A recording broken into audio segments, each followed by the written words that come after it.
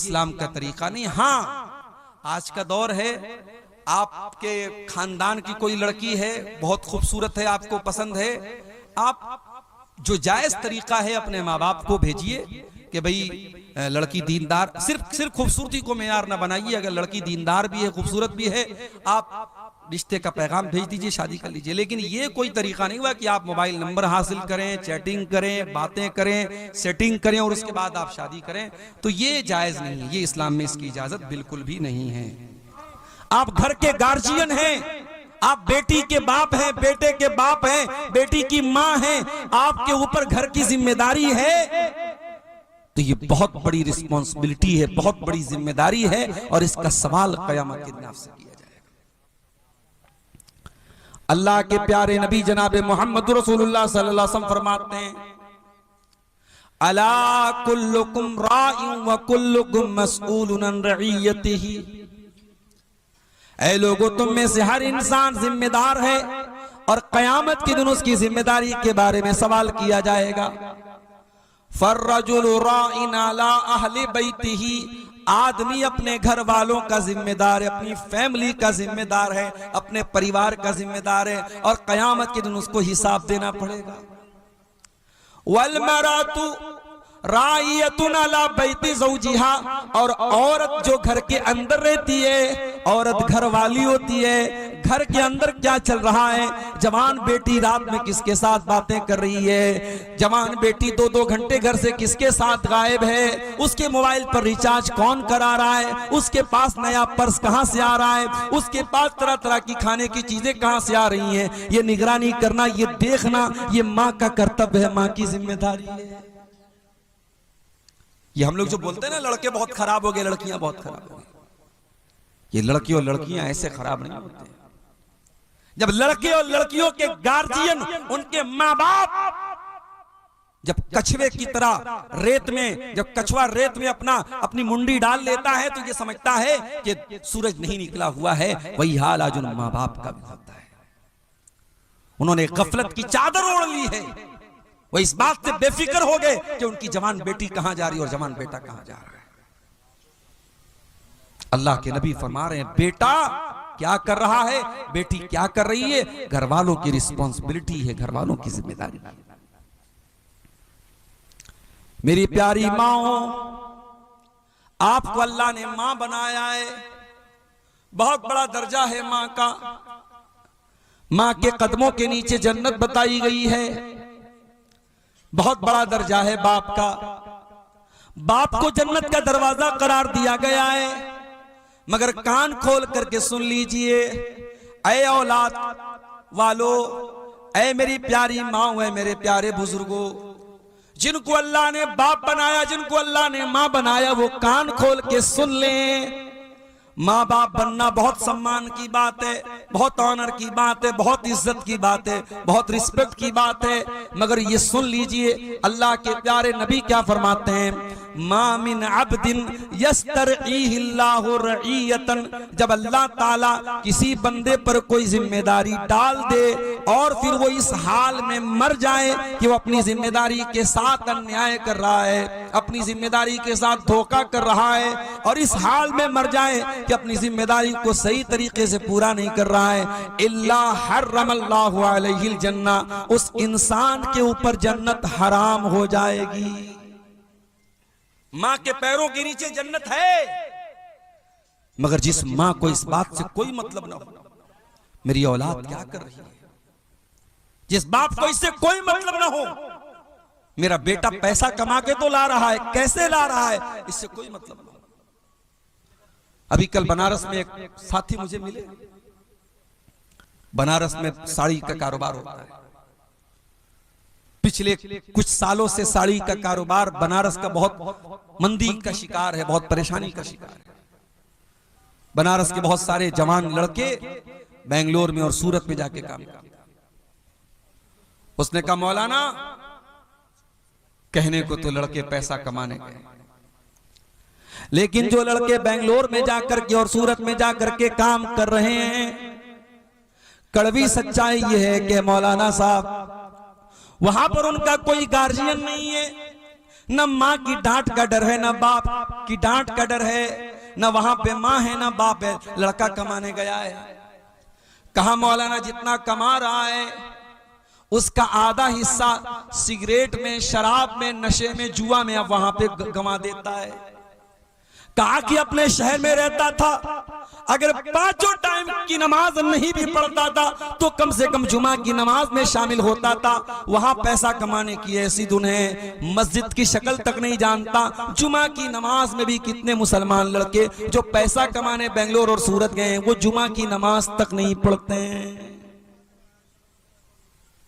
और आज मेरे एक दोस्त ने झारखंड से फोन किया, उन्होंने भी सेम यही बात बताई कि यहां झारखंड के बहुत सारे लड़के पूना में काम कर रहे हैं, वहां आसाम की जो राजधानी है गुवाहाटी, वहां पे काम कर रहे हैं, कलकत्ता में काम कर रहे हैं, उनका भी हाल यही है। बीड़ी, सिगरेट, नशा, नमाज से दूरी, अय्याशी, बदकारी, ये आज हमारे नौजवानों की पहचान बन चुकी है। मेरे प्यारे भाइयों, घर में बरकत आए तो कहां से आए, घर में सुकून आए तो कहां से आए।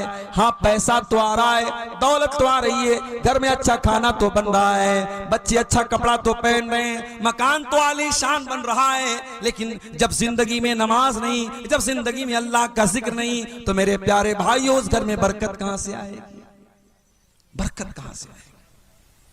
हमारा घर आज मनहूस हो चुका है, माफ कीजिएगा मुझे, मेरे जुमले अगर कड़वे हो तो माफ कीजिएगा मुझे। हमने अपने घरों को मनहूस बना दिया। कोई जमाना था, सुबह नींद खुलती थी, बूढ़ी माँ मुसल्ले पर बैठ के नमाज पढ़ा करती थी, कुरान पढ़ा करती थी। मुसलमान के घर की शुरुआत कुरान से हुआ करती थी, नमाज से हुआ करती थी। आज रात में बिस्तर पे जाने के टाइम भी इंस्टाग्राम के वीडियोस देखे जा रहे हैं, फेसबुक के वीडियोस देखे जा रहे हैं, सुबह उठ करके भी नाच गाना ही देखा जा रहा है। म्यूजिक से शुरुआत हो रही है, म्यूजिक से खात्मा हो रहा है। ये हमारे घरों का हाल है। और घर के गार्जियन का हाल ये, वो घर में टाइम देने को तैयार नहीं है। अपनी जॉब से आने के बाद, अपने काम से आने के बाद जो थोड़ा बहुत टाइम बच्चों के साथ गुजारने का मौका मिलता है, वो टाइम भी आज हम मोबाइल के साथ गुजार रहे हैं। बच्चों के हाथ में उनका अपना मोबाइल है, बाप के हाथ में अपना मोबाइल है, माँ के हाथ में अपना मोबाइल है। आज बच्चों को मोबाइल पाल रहा है, यूट्यूब पाल रहा है। आज बच्चों को माँ बाप नहीं पाल रहे हैं।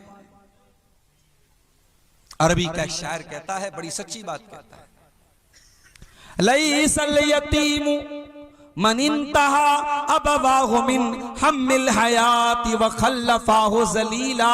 अरे यतीम वो नहीं है, अनाथ वो नहीं है जिसका बाप उसको छोड़ के चला गया हो, जिसकी माँ उसको छोड़ के चली गई हो। अरे अनाथ तो वो बच्चा है। अरबी का शायर कहता है, इन्नल यतीम हुवल्लज़ी तल्का लहू उम्मन तखल्लत व बम मशगूला। जिसकी माँ के पास अपने बच्चे के लिए फुर्सत ना हो, जिसके बाप के पास अपने बच्चों के लिए समय ना हो। समय निकालो मेरे प्यारे साथी। आइए अल्लाह के नबी की एक हदीस सुनाता हूं। ये हदीस याद कर लो, पूरी तकरीर का खुलासा इस हदीस के अंदर आज पेश कर रहा हूं। अल्लाह के प्यारे नबी फरमाते हैं, तूबा लिमन मलक लिसानहु व वसियहु बैतुहु व बका अला खतीअतिही। तीन चीजों पर जो अमल करेगा, तीन चीजों को जो अपना लेगा, वो कामयाब हो जाएगा, वो जन्नत में जाएगा। कौन सी तीन चीजें?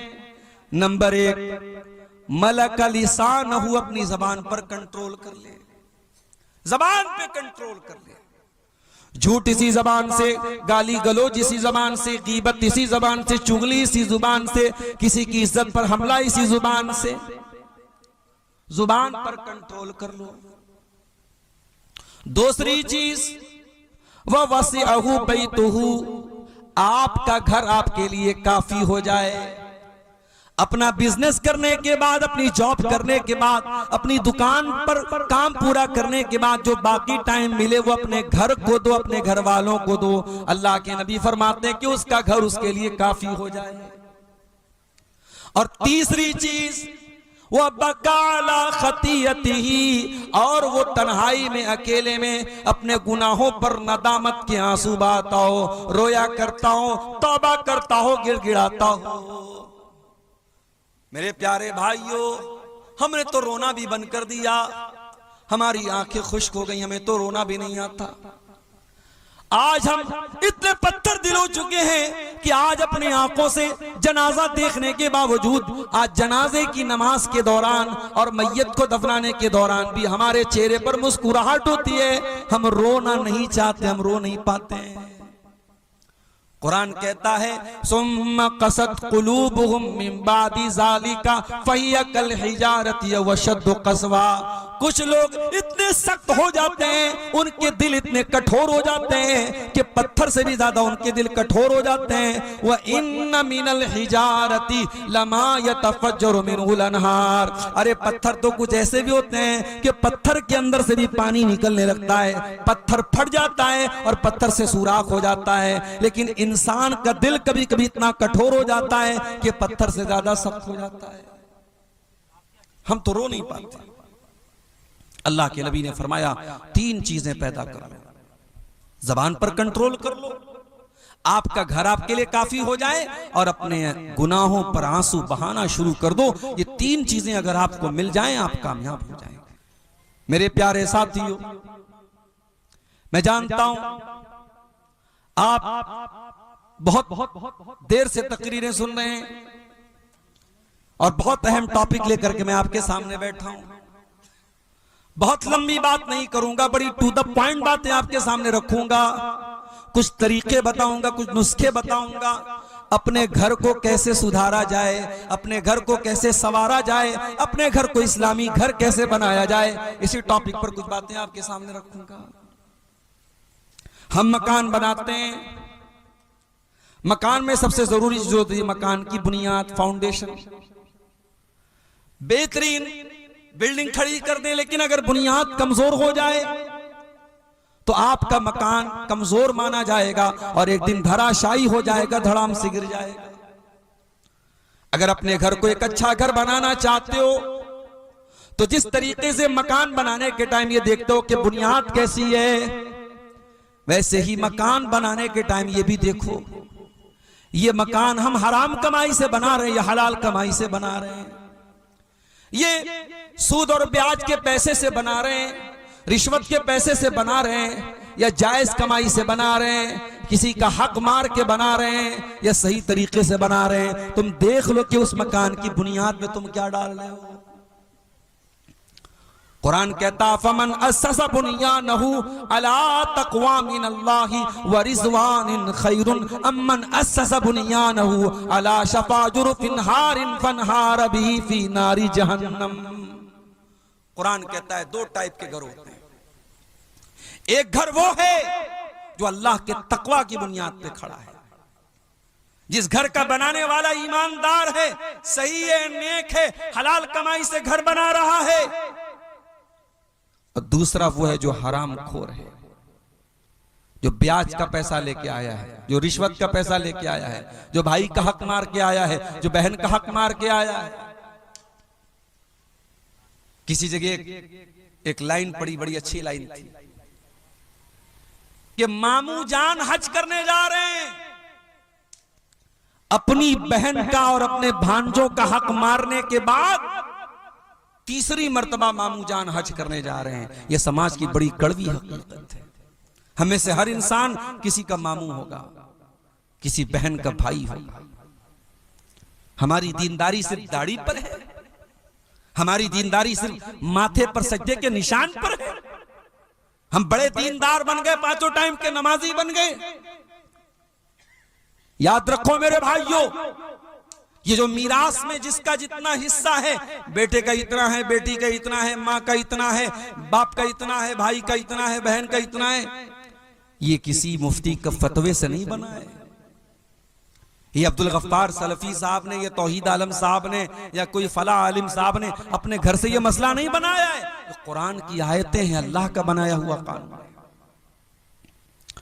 और अल्लाह ने कुरान में जब मीरास का मसला बयान किया तो क्या फरमाया, व तिल्का हुदूदुल्लाह, मेरे बंधु, हम जो मीरास का कानून बता रहे हैं ये अल्लाह की बनाई हुई बॉर्डर है। जिस तरीके से इंडिया और बांग्लादेश की बॉर्डर पर आप देख लीजिए बीएसएफ के सिपाही तैनात रहते हैं, जो ये देखते रहते हैं कि कोई बांग्लादेशी इंडिया में ना जाए, और बांग्लादेश के फौजी ये देखते हैं कि कोई इंडिया का आदमी बांग्लादेश में इनवैलिड तरीके से ना जा सके। कुरान क्या कह रहा है? वतिल्का हुदूदुल्लाह, हमने जो ये कानून बनाया है ये हमारी बनाई हुई बॉर्डर है, ये हमारा बनाया हुआ कानून है, ये हमारी बनाई हुई लिमिट्स है। जो इनको क्रॉस करेगा वो बर्बाद हो जाएगा, वो जहन्नम की आग में जलेगा। मकान आप बना रहे हैं, लेकिन पैसा कहां से लाया? आप इमारत की बुनियाद क्या रख रहे हैं? बेईमानी पर तो नहीं है, चोरी पर तो नहीं है, और सूदखोरी पर तो नहीं है, रिश्वत पर तो नहीं है, बुनियाद किस चीज पर है? अल्लाह फरमाता है कि ऐ मेरे बंदो, एक इंसान अपने मकान को अल्लाह के तकवा और उसकी रजा की बुनियाद पे खड़ा कर रहा है, और दूसरा इंसान किसी गड्ढे के किनारे अपने मकान को बना रहा है और हराम तरीके से अपने मकान को बना रहा है। फन्हार बिही फी नारी जहन्नम, और एक दिन आएगा उसका मकान गिर जाएगा और उसको जहन्नम में लेकर के चला जाएगा। बच्चों से प्यार करते हो ना? अगर बच्चों से प्यार करते हो तो कभी हराम कमाई मत खिलाना अपने बच्चों को, कम खिला देना। 2 रोटी कम खाएगा आपका बच्चा, कुछ कमजोर रहेगा चलेगा, कुछ दुबला पतला रहेगा चलेगा। हराम की कमाई अपने बच्चों को मत खिलाना मेरे प्यारे साथी। अल्लाह के प्यारे नबी फरमाते हैं, जो जिस्म हराम कमाई से परवरिश पाएगा फन्नारु औला बिही, वो जहन्नम की आग में जलेगा। अरे हम तो अपने बच्चों से इतना प्यार करते हैं, कभी कभी मेरे साथ ऐसा हुआ, मैं सफर में हूं, घर से बीवी का फोन आया, किसी बच्चे को चोट लग गई, किसी बच्ची को चोट लगी, वीडियो कॉल से मैंने देखा। मैं बिहार में बैठा हूं, मैं यहां से कुछ नहीं कर सकता, वहां बच्चे को चोट लगी है।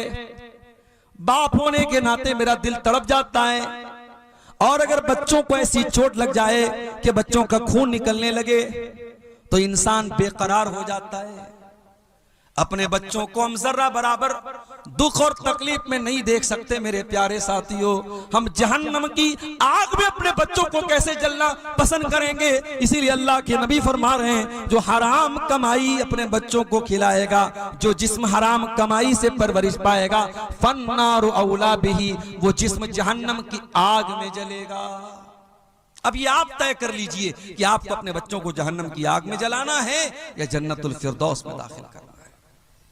तो घर को अगर एक इस्लामी घर बनाना है तो पहला स्टेप याद कर लो मेरे प्यारे साथियों, हमें अपने घर की बुनियाद को सही रखना है।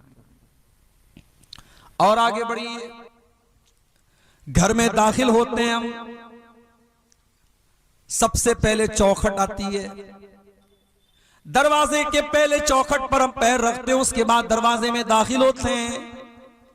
पता ये चला कि मकान की चौखट बहुत इंपॉर्टेंट होती है, बहुत महत्वपूर्ण होती है।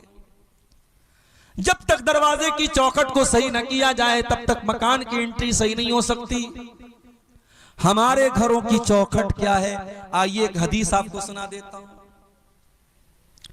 इब्राहिम अलैहिस्सलाम अपने बच्चे इस्माइल को मक्का में छोड़ के जाते हैं, अपनी बीवी हाजरा को मक्का में छोड़ के जाते हैं। इस्माइल वहीं पे रहते हैं, हाजरा वहीं पे रहती हैं, और वहीं पर इस्माइल जवान होते हैं, शादी होती है, उनकी बीवी उनके पास आती है। एक जमाना हो गया, इब्राहिम अलैहिस्सलाम अपने बच्चे से मिलने के लिए आते हैं। इत्तेफाक से जब घर में आते हैं तो इस्माइल घर पे नहीं होते, बहू होती है। इब्राहिम अलैहिस्सलाम पूछते अपनी बहू से, गुजर बसर कैसी हो रही है?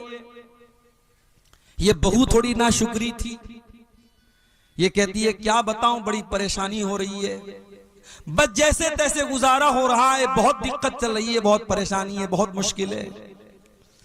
इब्राहिम अलैहिस्सलाम ने कहा कि बेटी तुम्हारा शौहर आए तो मेरा सलाम कह देना और ये बता देना अपने शौहर से ये कह देना कि अब गैर अतबता बाबिक, अपने दरवाजे की चौखट बदल ले।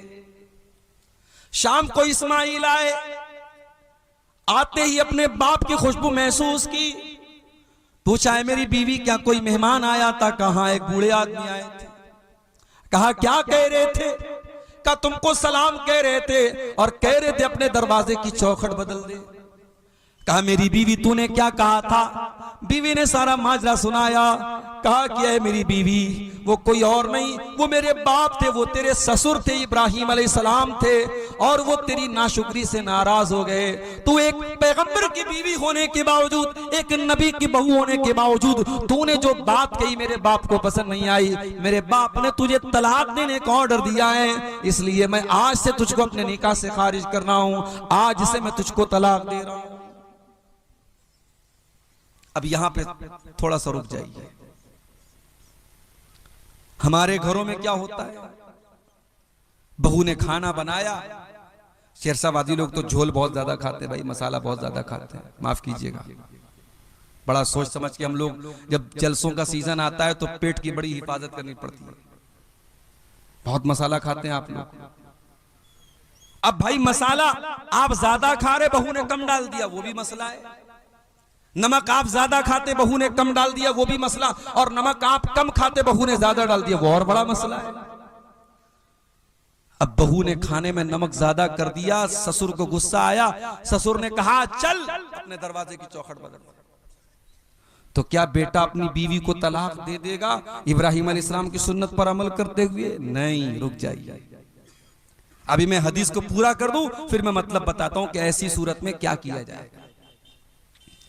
इब्राहिम अलैहिस्सलाम ने अपने बहू के बारे में फरमाया कि दरवाजे की चौखट बदल दो। इस्माइल अलैहिस्सलाम ने तलाक दे दिया।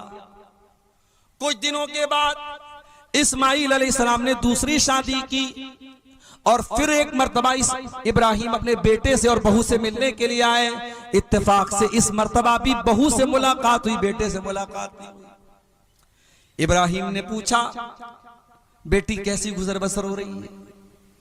बहू ये दीनदार थी, नेक थी, अल्लाह वाली थी। इसने कहा बहुत अल्लाह का शुक्र है, अल्लाह जिस हाल में रखे अल्लाह का बहुत करम है, बहुत आराम से गुजर बसर हो रही है। कहा बेटी तेरा शौहर आए तो मेरा सलाम कह देना और कह देना सब भी ताता बता बाबिक, दरवाजे की चौखट बहुत अच्छी है, इस चौखट की हिफाजत करना। शाम हुई, इस्माइल आए, बाप की खुशबू महसूस की। बीवी से पूछा क्या कोई आया था? कहा कि यहाँ एक बड़े मियाँ एक बूढ़े मियाँ आए थे। कहा क्या कह रहे थे? कहा मुझसे हाल चाल पूछ रहे थे और जब मैंने अल्लाह का शुक्र अदा किया तो ये कह के गए हैं कि अपने शौहर को मेरा सलाम सुना देना और कह देना कि दरवाजे की चौखट की हिफाजत करें। कहा है मेरी बीवी वो कोई और नहीं तेरे ससुर थे, मेरे बाप इब्राहिम अलैहिस्सलाम थे और उन्होंने तुम्हें पसंद किया है, तुम्हारी बात उनको पसंद आई है और उन्होंने कहा है कि मैं तुमको अपने निकाह में बरकरार रखूं।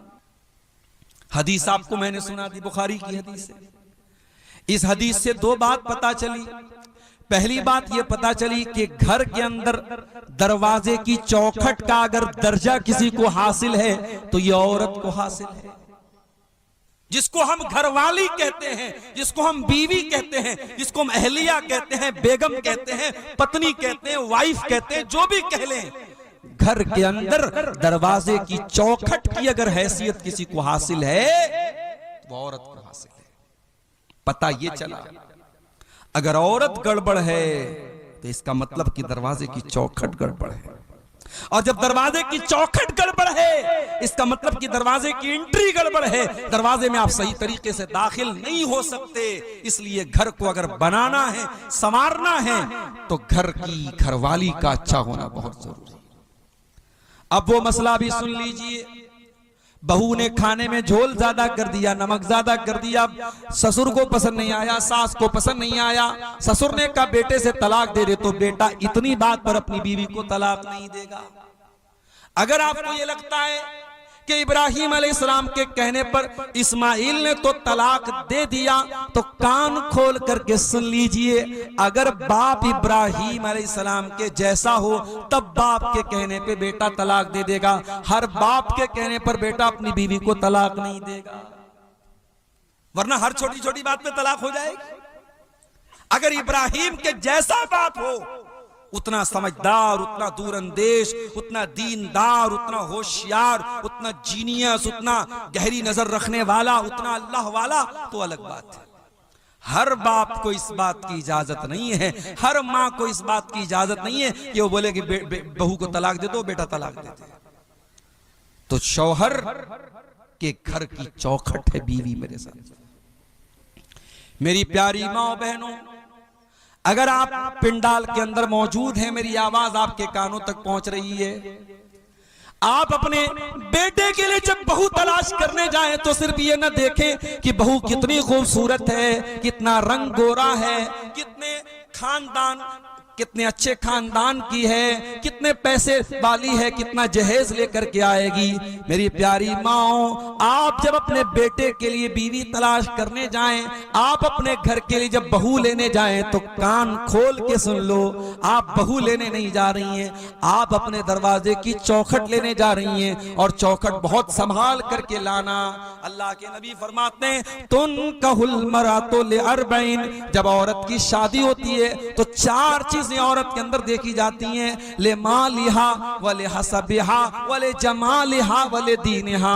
कुछ लोग माल देखते हैं, कुछ लोग खानदान देखते हैं, कुछ लोग खूबसूरती देखते हैं और कुछ लोग दीनदारी देखते हैं। आपने फरमाया फज़फर बेज़ाति दीन, दीनदार औरत को घर में लेके आ जाओ, कामयाब हो जाओगे। दीनदार औरत को घर में लेके आ जाओ। मेरे प्यारे भाइयों, अल्लाह ताला ने औरत को ये खूबी, इस खूबी से भी नवाजा है कि औरत अपनी बात मनवा लेती है। कभी हंस के मनवा लेती है, कभी रो के मनवा लेती है, कभी मुस्कुरा के मनवा लेती है, कभी आंसू बहा के मनवा लेती है। मैंने औरत के ऊपर एक नज्म लिखी थी, उसमें मैंने एक शेर कहा था। वो शेर ऐसा था, कुदरत ने तुझे गर्मी जज्बात अता की। ऐ औरत, अल्लाह ताला ने तुझे जज्बात की कुव्वत अता की है, कुदरत ने तुझे गर्मी जज्बात अता की। वो ना तकवा के भरम तोड़ दे, वो नाज अदा है। ऐ औरत, तेरे अंदर वो नाज है, वो अदा है। बड़े बड़े मुत्तकियों का तकवा तू तोड़ सकती है। अल्लाह ने तुझे नाज अदा की ताकत दी है और अल्लाह ने तुझे जज्बात की ताकत भी दी है। जज्बात की ताकत औरत के अंदर होती है। फिरौन बहुत बड़ा जालिम था, किसी की बात नहीं सुनता था, बच्चों को कत्ल करवाने का ऑर्डर दिया था उसने। मगर जब अपनी बीवी उसकी जब बच्चा लेकर के आती है, जो मूसा अलैहिस्सलाम की शक्ल में वो बच्चा जब हजरत आसिया की गोद में पहुंचता है, फिरौन की बीवी की गोद में, और फिरौन की बीवी अपने शौहर से कहती है, ला तक़्तुलूहु असा अन यनफ़अना औ नत्तख़िज़हु वलदा। ऐ मेरे सरताज, देखिए कितना खूबसूरत बच्चा है, कितना प्यारा बच्चा है, हम इस बच्चे को कत्ल न कीजिए, हम इस बच्चे को अपना बेटा बना लेंगे, अपना बेटा बना करके पालेंगे। अच्छा, फिरौन को कोई बेटा नहीं था। फिरौन अपने आप को खुदा कहता था, रब कहता था, भगवान कहता था, गॉड कहता था, और फिरौन अपनी बीवी को बेटा नहीं दे सका। ऐसे ऐसे तो खुदा गुजरे दुनिया में, ऐसे ऐसे खुदा गुजरे, अपने आप को खुदा कहता था और अपनी बीवी को बेटा नहीं दे सका, और दूसरे के बच्चे को बीवी कह रही कि इसे हम अपना बेटा बना लेते हैं। अल्लाह अकबर। तो बीवी जो होती है वो बात मनवा लेती है। मेरे साथ बीवी चाहेगी आपकी सिगरेट छुड़वा देगी, बीवी चाहेगी आपका गुटखा छुड़वा देगी, बीवी चाहेगी आपको नमाजी बना देगी। मेरी प्यारी माँ बहनों, आप जब अपने शौहर से जिद करके 5,000 वाली साड़ी खरीद सकती हो, 10,000 वाला लहंगा खरीद सकती हो, 1,30,000 में सोना चल रहा है, सोने का जेवर मंगवा सकती हो, तो ऐ मेरी प्यारी माँ बहनों, आप अपने शौहर से बहुत सारे अच्छे काम भी करवा सकती हो। करवाने का तरीका होना चाहिए। अल्लाह के प्यारे नबी क्या फरमाते हैं, बड़े गौर से सुनिएगा। अल्लाह के नबी सल्लल्लाहु अलैहि वसल्लम फरमाते हैं, रहीमल्लाहु रजुलन काम मिनल लैल, अल्लाह ताला रहम नाजिल फरमाए, अल्लाह ताला रहमत नाजिल फरमाए उस आदमी के ऊपर जो रात में उठ करके तहज्जुद की नमाज पढ़ता है, वह आई कज़म रात, और अपनी बीवी को भी उठाता है, और बीवी अगर उठने से इनकार कर देती है तो बीवी के चेहरे पर पानी डाल के उठाता है। हिम्मत बीवी के चेहरे पे पानी डालने की? कहीं ऐसा ना हो कि उधर आप पानी डालें और उधर बीवी लात मार दे। भाई आजकल ये भी तो हो रहा है। बीवी से पंगा लेने की किसमें हिम्मत है भाई? दुनिया में सबसे पंगा ले सकते, बीवी से नहीं ले सकते। वो एक लतीफा है, एक आदमी की बीवी बहुत शक करती थी उसके ऊपर, बड़ा परेशान रहता था। महीने में 2-4 दिन मायके जाती थी, उसमें भी फोन पर फोन करती रहती थी, कहां हैं आप, क्या कर रहे हैं आप। डर था कि कहीं किसी दूसरी औरत के साथ तो नहीं है। एक मर्तबा मायके गई, बच्चे को छोड़ के गई थी, बच्चा भी छोड़ के गई थी कि नजर रखे अपने बाप के ऊपर। मायके जाके फोन कर रही है शौहर को, कहां हैं आप। शौहर कह रहा कहां रहूंगा, घर पर हूं भाई, तुम्हारी इजाजत के बगैर कहां जा सकता हूं। कहा अच्छा घर पे हो, जाओ किचन में जाओ, किचन में जाओ और मिक्सर की आवाज मुझे सुना करके बताओ कि तुम घर में हो।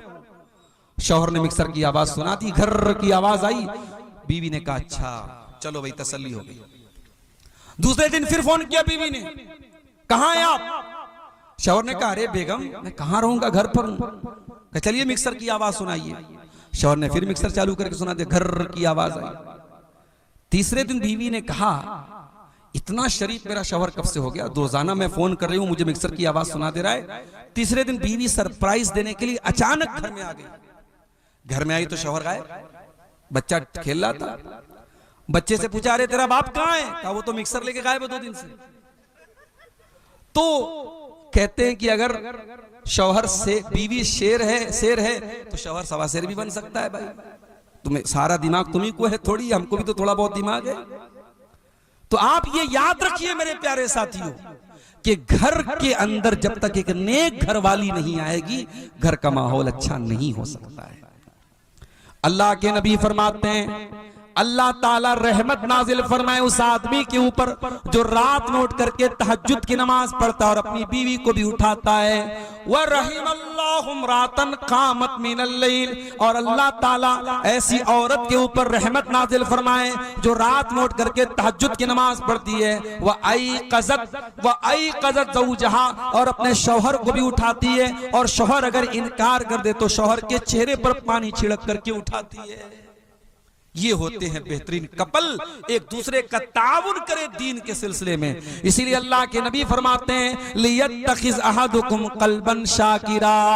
3 चीजों को बैलेंस बना लो, 3 चीजों को खजाना बना लो, 3 चीजों को स्टोर कर लो, 3 चीजों को अपने घर में लेके आ जाओ। क़ल्बन शाकिरा, अपने सीने में ऐसा दिल लेकर के आओ जो अल्लाह ताला का शुक्रिया अदा करने वाला हो। व लिसानन ज़ाकिरा, और अपने मुंह में ऐसी जबान लेकर के आओ जो अल्लाह ताला का जिक्र करने वाली हो। व ज़ौजतन मोमिनतन तुईनुहु अला अम्रिल आखिरा, और ऐसी दीनदार बीवी लेके आओ जो आखिरत के कामों में, दीन के कामों में आपकी मदद करे। ऐसी बीवी अगर आपके घर में आ जाएगी, घर को जन्नत बना देगी। और आगे बढ़ी